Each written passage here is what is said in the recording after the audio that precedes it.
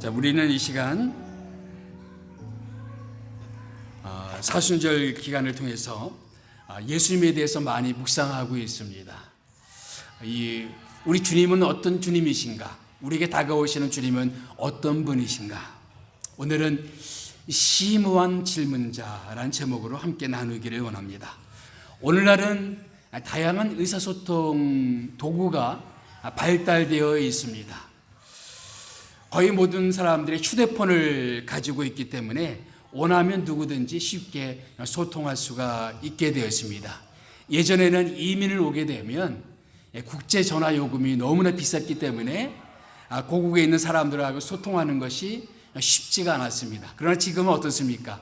무료로 언제든지 우리가 통화를 할 수 있죠. 또 영상 통화도 가능합니다.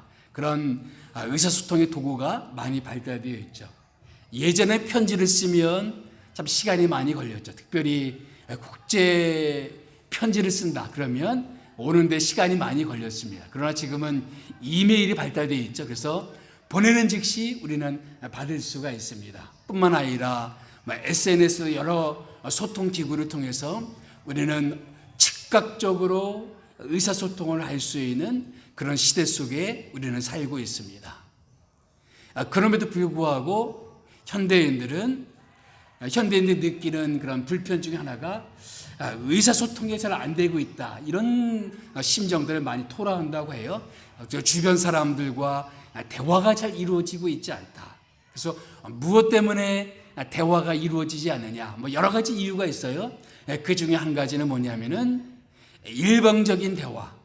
그냥 다른 사람들의 이야기는 듣지 않고 자기 이야기만 하려고 하는 사람들과 대화가 잘 되지 않는다. 이런 이야기를 많이 한다고 합니다. 그런 면에서 예수님은 우리에게 가장 위대한 대화의 모범을 보여줬다라고 말할 수가 있겠습니다. 예수님의 대화는 일방적인 대화라기보다는 많은 질문을 던지시고 거기에 대답하심으로써 주고받는 쌍방간의 대화였던 것을 알 수가 있죠. 오늘 말씀을 보더라도 예수님이 어떤 질문을 하시죠. 제자들에게 어떤 질문을 던지십니다. 무슨 질문을 던지십니까? 27절 말씀 다 같이 시작. 사람들이 나를 누구라 하느냐. 우리가 인류가 살아가는 데 있어서 우리는 수많은 질문들을 살아가면서 받게 됩니다. 우리가 어떤 직장에 들어가게 될 소위 인터뷰라는 것을 하게 되죠. 그러면 많은 질문을 받게 됩니다. 그래서 수많은 질문을 받게 되는데 우리가 살아가면서 우리가 당면하게 되는 가장 심오한 질문은 무엇일까? 가장 심각한 질문은 무엇일까? 혹은 가장 중요한 질문은 무엇일까 하는 그런 생각을 합니다. 그런데 예수님이 던지신 질문이 뭡니까? 사람들이 나를 누구라 하느냐. 제자들이 이런저런 대답을 하죠. 사람들은 예수님을 선지자 중에 한 사람이라고 생각합니다. 그러니까 또 한 가지 질문을 던지십니다. 그 질문이 뭐였습니까? 29절 말씀에 너희는 나를 누구라 하느냐. 사람들은 이렇게 저렇게 대답할지 모르겠는데 과연 너희들은 나를 누구라 하느냐라고 이렇게 질문을 던지셨습니다. 이때가 언제냐면은 예수님이 십자가 지시기 약 6개월 전이었습니다. 다시 말하면 이 제자들은 예수님을 따른 지 거의 3년의 시간을 보낸 이후였습니다. 너희가 지난 3년 동안 나를 따라다녔는데 자, 사람들은 이렇게 저렇게 이야기하는데 너희들은 과연 나를 어떻게 생각하느냐라는 그 질문을 던지셨습니다. 그래서 이 질문은 우리 모두가 한 번은 진지하게 직면해야 될 질문이기도 합니다. 우리는 교회 생활하면서 이런저런 활동을 합니다. 예수님의 질문은 이런 질문이 아닙니다. 너희는 과연 얼마나 오랫동안 교회를 다녔느냐 그런 질문이 아닙니다. 혹은 너희는 무슨 성경 공부를 해봤느냐 이런 질문도 아니었습니다. 너희는 교회에서 어떤 봉사를 했느냐 이런 질문도 아니었습니다. 너희가 다녔던 교회가 어떤 교회였는지 너희가 다니던 교회의 목사님이 어떤 분이었는지 이런 질문도 아니었습니다. 예수님의 질문은 뭐였습니까? 너희는 나를 누구라고 생각하느냐? 이것은 우리가 인생 중에 한 번은 진지하게 물어봐야 되는 정말 심각한 질문인 것입니다. 우리 인생 가운데 우리가 당면해야 될 가장 중요한 질문, 우리의 영생을 좌우할 수 있는 질문이 있다면 이 질문인 것입니다. 너희는 나를 누구라고 생각하느냐? 너희는 과연 나를 어떻게 생각하느냐? 여기에 대해서 베드로가 대답을 하죠. 이 질문에 대한 대답을 우리는 뭐라고 말하냐면은 신앙 고백이라고 합니다. 과연 우리는 예수를 어떻게 생각하느냐? 여기에 대한 대답이 우리의 신앙 고백입니다. 오늘날 교회의 문제는 뭐냐면은 신앙 고백 없이 교회 이런저런 활동을 한다는 것입니다. 그것을 신앙 활동이라고 오해하는 것입니다. 그러나 교회 봉사, 또 예배 봉사, 성경 공부 혹은 목장 모임, 이런 모임에 참여한다 할지라도 주님께 대한 신앙 고백이 없을 수가 있다라는 겁니다. 그런 의미에서 우리는 제대로 된 신앙 고백이 우리에게 있는가라는 그런 질문을 우리 스스로에게 던져볼 필요가 있습니다. 과연 오늘 본문 말씀을 통해서 우리가 우리 자신을 점검해 봐야 될 것은 뭐냐면은 나는 정말 제대로 된 신앙 고백을 주님께 올리고 있느냐 하는 거예요. 자, 오늘 말씀을 통해서 정말 진정한 신앙 고백이란 무엇일까? 세 가지로 나누어서 생각해 볼 수가 있습니다. 신앙 고백을 한다는 것은 첫째로 예수님을 뭐로 고백하는 것입니까? 메시아로 고백하는 것입니다. 오늘 29절 말씀 보게 되면 다 같이 시작. 베드로가 대답하여 이르되 주는 그리스도이십니다. 이렇게 대답했죠. 주는 그리스도이십니다. 그래서 우리 흔히 예수 그리스도 이렇게 부르지 않습니까? 사람들이 저를 부를 때 이근선 목사 이렇게 부릅니다. 이근선은 제 이름이고 목사는 뭡니까? 제 어떤 직함이라고 말할 수 있을 것 같아요. 예수 그리스도라고 말할 때도 마찬가지입니다. 예수는 예수님의 이름이죠, 이름. 근데 그리스도는 일종의 타이틀, 직함이라고 말할 수가 있겠습니다. 그리스도라는 말은 그리스어, 헬라어예요, 헬라어. 이 말을 히브리어로 바꾸면 그 말이 뭐가 되냐면은 메시아란 말이에요, 메시아. 그러니까 메시아란 말과 그리스도란 말은 똑같은 말이에요. 언어가 다른 거예요. 히브리어로는 메시아고 그리고 헬라어로는 그리스도가 되는 것입니다. 그래서 예수 그리스도, 무슨 고백이냐면 우리의 메시아 되신 그리스도, 우리의 메시아 되신 예수님, 이런 고백인 것입니다. 지금 베드로는 그런 고백을 하는 것입니다. 우리는 당신이 우리의 메시아이신 것을 믿습니다. 사실 예수님 당시에 많은 사람들이 메시아를 기다려왔습니다. 메시아를 기다려왔어요. 메시아는 무슨 뜻이냐면은 바로 우리 구원자라는 뜻입니다. 구원자 예수를 기다려왔습니다. 죄와 어둠과 억압에서 우리를 자유케 하실 그 그리스도, 그 메시아를 사람들은 오랫동안 기다려왔습니다. 그런데 베드로의 고백은 뭡니까? 당신이 바로 우리가 기다리던 그 메시아입니다 라는 고백인 거예요. 그런데 사실 이 구원자라는 말은 사실은 예수님에게만 적용됐던 말이 아니고 예수님 당시에 로마 황제도 이 구원자라는 말을 썼어요. 나도 구원자다. 그래서 가이사 아구스도 구원자 누구누구 이렇게 자기의 칭호 가운데 구원자라는 말을 썼습니다. 그래서 그런 황제도 구원자라는 말을 쓰고, 그래서 어떤 땅을 정복하고 나서 자기가 그 땅의 구원자였다 이런 표현을 썼어요.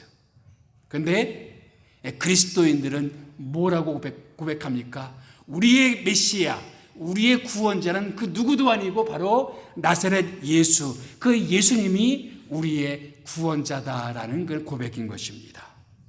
이 땅 가운데 자칭 메시아라고 주장하는 사람들이 꽤 많습니다. 그러나 이 땅 가운데 우리의 죄의 문제를 해결할 수 있는 유일한 분은 누구예요? 예수님 한 분뿐이라는 것이죠. 지금 베드로는 그런 고백을 한 것입니다. 또한 사실 예수님이라는 말뜻 자체도 구원자라는 뜻입니다. 마태복음 1장에 보게 되면 이제 예수님을 마리아가 잉태를 했어요. 그때 천사가 와서 그 이름을 예수라고 지라고 말합니다. 그러면서 그 이름 뜻이 뭐라 그랬어요? 마태복음 1장 21절 말씀 다 같이 시작. 아들을 낳으리니 이름을 예수라 하라. 이는 그가 자기 백성을 그들의 죄에서 구원할 자이심이라. 그러니까 예수란 말 뜻도 뭐예요? 바로 우리를 죄에서 구원할 자라는 고백인 것입니다.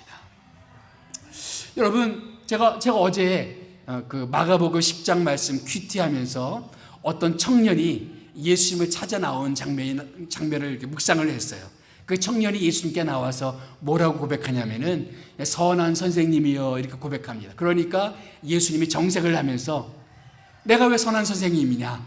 하나님 한 분 외에는 선한 이가 없다 이렇게 말씀하십니다. 그러면은 예수님이 선한 분이 아니란 뜻입니까? 어떤 의미로 예수님께서 하나님 한 분 외에는 선한 이가 없다 이렇게 말씀하시는 것일까요?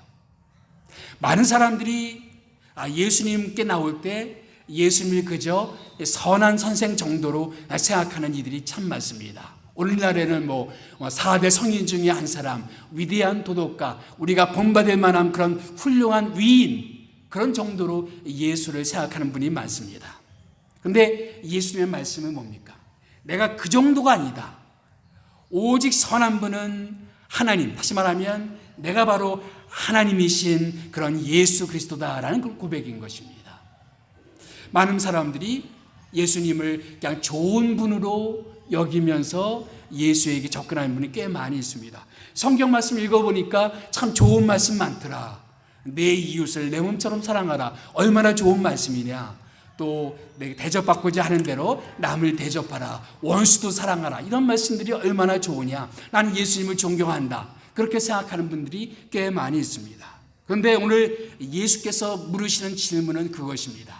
단지 선한 선생으로 충분한가 하는 거예요.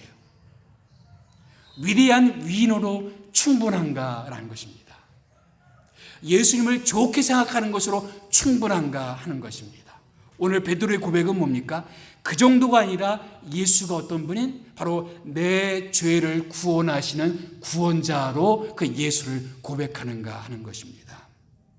사실은 교회는 나오지만 예수님을 통해서 죄사함의 체험이 없는 분들은 꽤 많이 있습니다. 저도 이런저런 교회를 다니면서 혹은 큰 교회에서 섬기면서 많은 분들을 상담하고 많은 이들에게 성경 공부를 또 인도해 보는데 내가 깜짝깜짝 놀라는 사실은 뭐냐면은 때때로는 장로님, 집사님, 권사님 이런 분들이 아직 예수님을 개인적으로 만난 체험이 없는 분들이 꽤 많이 있다라는 거예요. 정말 예수님을 통해서 죄사함을 받은 그런 분명한 체험이 없는 분들, 분명한 신앙 고백이 없는 분들이 의외로 많이 있다라는 것입니다. 오늘 베드로의 고백은 뭡니까? 당신은 바로 내 죄를 용서해 주시는 구원자이십니다 라는 고백이었어요. 이 질문은 우리에게 던져야 될 질문이기도 합니다. 나는 정말 그 예수님을 내 죄를 용서해 주시는 그런 구원자로 만난 적이 있는가라는 거예요. 내 교회를 얼마나 오래 다녔냐 이게 중요한 문제가 아니라 나는 정말로 예수님을 통해서 예수님의 십자가를 통해서 예수님의 그 십자가의 복음을 통해서 나는 내 죄가 다 용서되었다라는 그 확신이 정말 나한테 있는가. 이것이 바로 우리의 신앙 고백이라는 것이죠. 이 신앙 고백이 분명히 나한테 있느냐라는 것입니다. 그것이 우리의 신앙 고백의 첫 번째예요. 두 번째, 우리가 신앙 고백이라 한다는 것은 뭐를 고백하는 것이냐? 내가 예수의 뭐가 된다? 제자라는 고백이기도 하는 거예요. 신앙을 고백한다는 것은 나는 이제 예수님의 제자입니다 라는 고백이기도 한다는 거예요. 자, 베드로의 신앙 고백을 들으시고 예수님이 곧바로 하신 말씀이 있어요. 그 말씀이 무슨 말씀이냐 하면은 31절 말씀. 다 같이 한번 읽어볼까요? 무슨 말씀 하셨는지. 시작. 인자가 많은 고난을 받고 장로들과 대제사장들과 서기관들에게 버림받아 죽임을 당하고 사흘 만에 살아나야 할 것을 비로소 그들에게 가르치시되. 그러니까 신앙 고백을 들으시고 곧바로 말씀하셨다는 것은 뭐냐면은 이 말씀은 우리의 신앙 고백과 직결된다는 말씀이에요. 무엇이 직결되는 겁니까?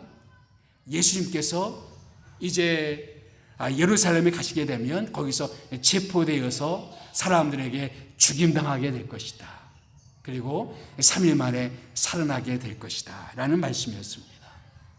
처음으로 이 말씀하셨습니다.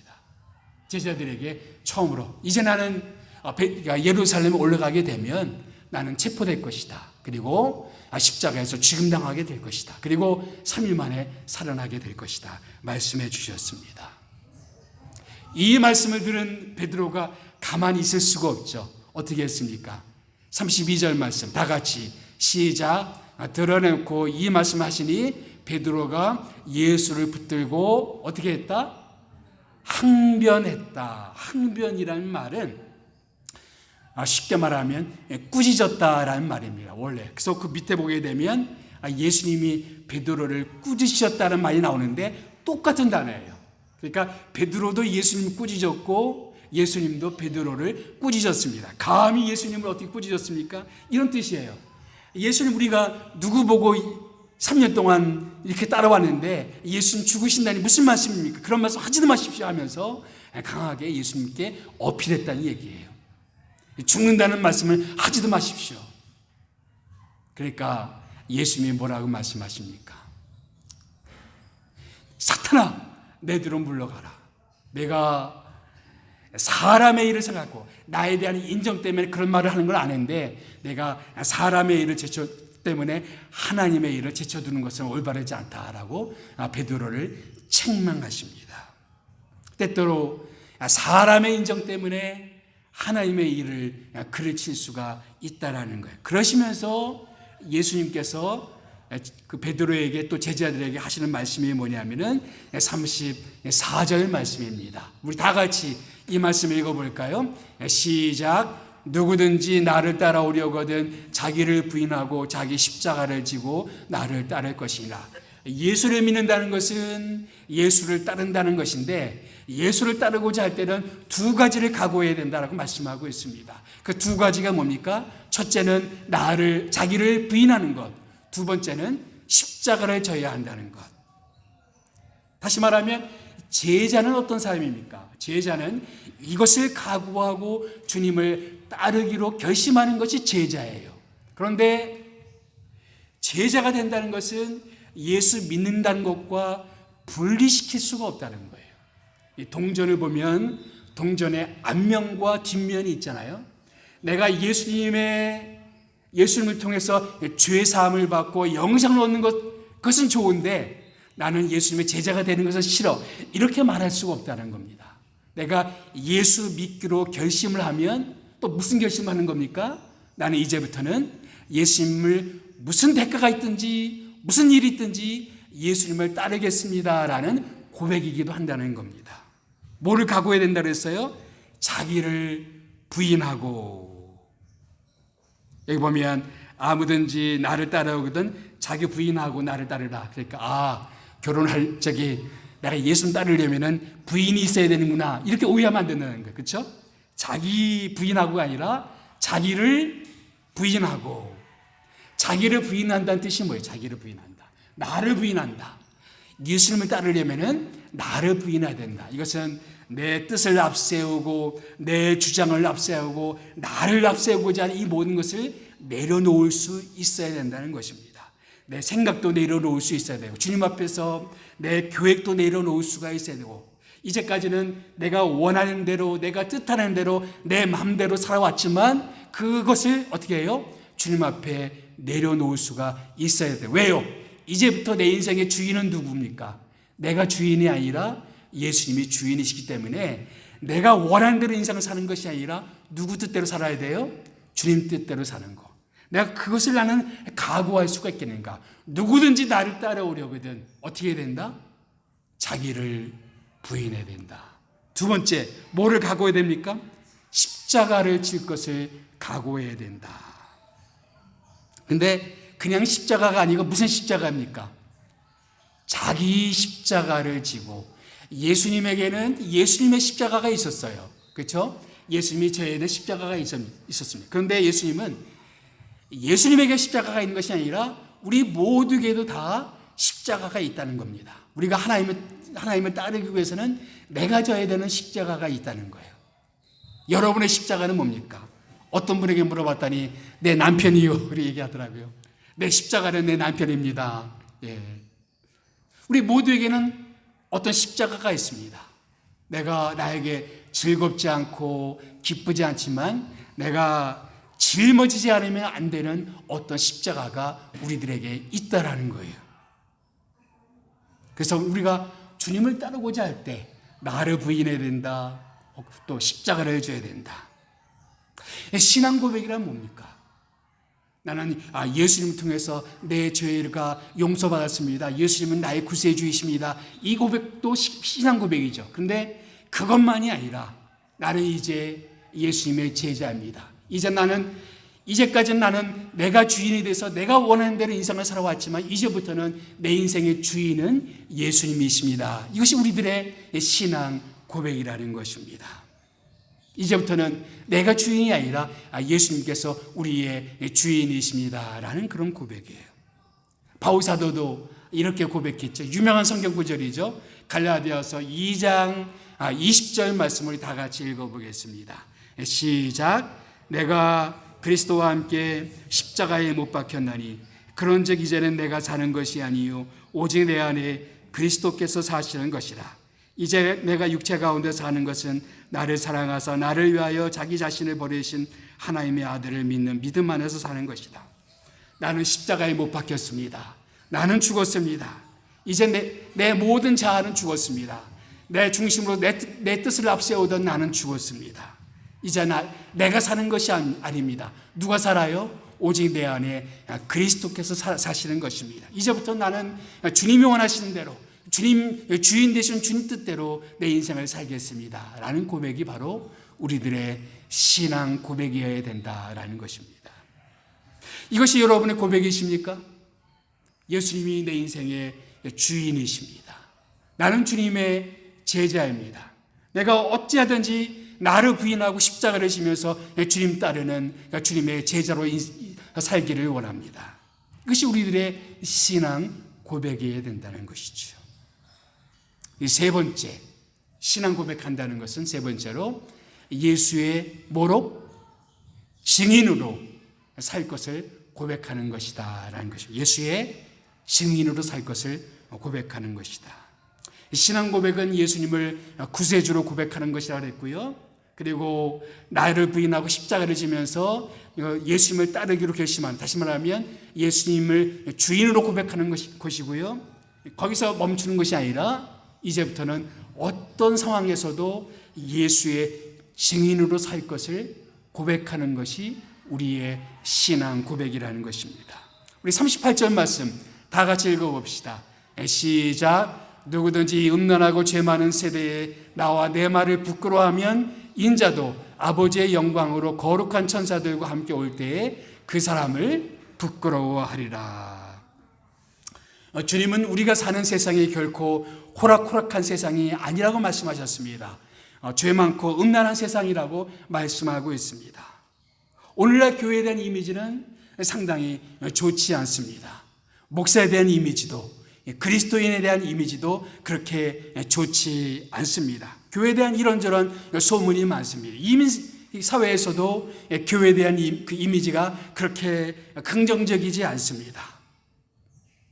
더군다나 지난 시간들 통해서 태극기 부대 이런 것을 통해서 교회라는 것은 다 보수적인 그런 사람들만 모이는 곳이다. 그래서 정치적인 입장을 달리하는 젊은 세대들이 많이 교회를 떠났습니다. 또 다양성을 강조하는 오늘의 세대 가운데 교회가 동성애에 대한 반대 입장을 가지고 있기 때문에 많은 사람들이 교회를 멀리하고 있습니다. 마치 기독교인들은 차별을 조장하고 그리고 인권의식이 없는 사람들인 것처럼 그렇게 치부하는 경우들도 아주 많이 있습니다. 그런 주변 사람들의 분위기 속에서 우리는 살아가고 있어요. 그러면서 내가 예수 믿는 사람이다, 나는 교인이다, 나는 교회 다니는 사람이다 라고 말하는 것을 부끄러워할 경우가 종종 있다라는 것입니다.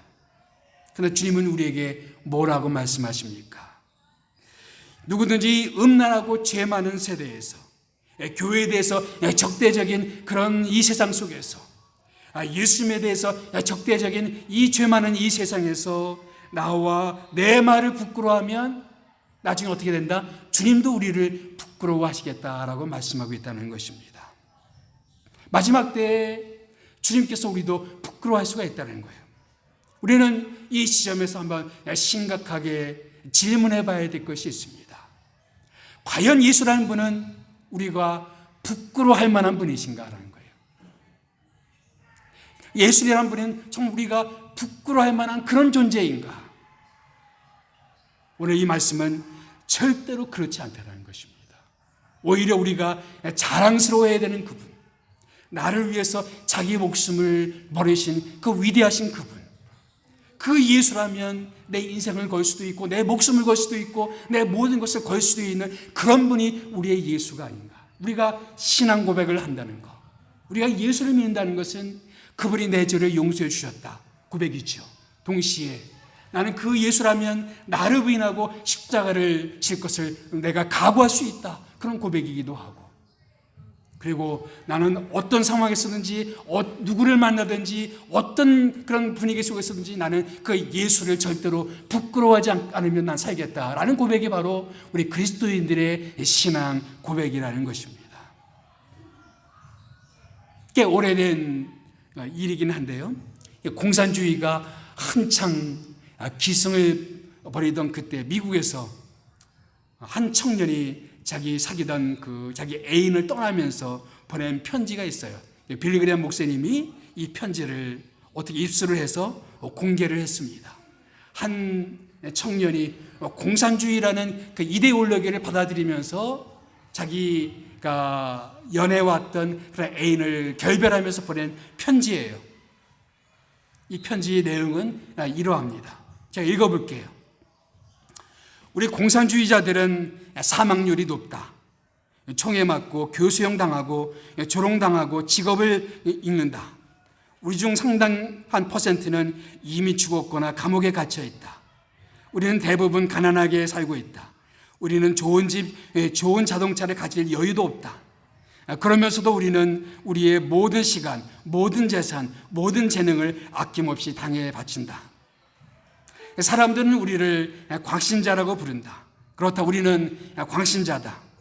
우리의 삶은 오직 하나의 목적, 세계의 공산화를 위한 삶이다.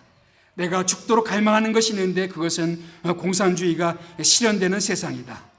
그것은 이제 내 삶이요, 내 사업이요, 내 종교요, 내 취미요, 내 연인이요, 내 아내요, 내 애인이요, 내 빵이요, 내 고기다. 나는 낮에 그 일을 하고 밤에도 그것을 꿈꾼다. 나에게는 이제 이 비전을 떠나서 어떤 다른 인생도, 우정도, 사랑도, 대화도 존재할 수가 없다. 나는 이 이상을 위해 감옥에 갇힐 준비가 되어 있고 필요하다면 사형대에 갈 준비가 되어 있다. 공산주의 이념을 받아들인 한 청년이 자기 애인을 떠나면서 나는 이 공산주의를 위한 거라면 내 모든 것을 바칠 수 있다라고 고백하는 편지였습니다. 그렇지만 공산주의를 신봉하던 많은 나라들이 그 공산주의를 포기했죠. 러시아가 가장 대표적이죠. 공산주의의 종주기라고 여겨왔던 것이 이것은 잘못되었다라고 해서 포기했습니다. 잘못된 이념, 잘못된 이상이었어요. 그러나 이 잘못된 이데올로기를 위해서라도 이렇게 헌신하고 이렇게 희생하고 이렇게 자기 목숨을 바치는 사람들이 많은데, 만왕의 왕 되신 그 예수를 믿는 사람들이, 그 예수를 나의 구세주, 나의 메시아라고 고백하는 그 사람들이, 예수님을 나의 인생의 주인이요 나의 왕이라고 고백하는 사람들이 예수를 부끄러워할 수 있겠는가? 예수님을 부끄러워하고 복음을 부끄러워하고 교회를 부끄러워할 수 있겠는가? 우리의 신앙 고백은 바로 예수님을 주인 삼아서 예수님을 왕 삼아서 그 예수를 위해서라면 나는 어떤 것도 부끄러워하지 않겠습니다. 복음을 위한 삶이라면 나는 어떤 것도 아까워하지 않겠습니다. 이런 마음의 결단으로 사는 것이 예수 믿는 사람들의 신앙 고백이라는 것입니다. 이 신앙 고백이 저의 신앙 고백이 되기를 원하고 여러분들의 신앙 고백이 되기를 예수님의 이름으로 축복합니다. 기도하겠습니다.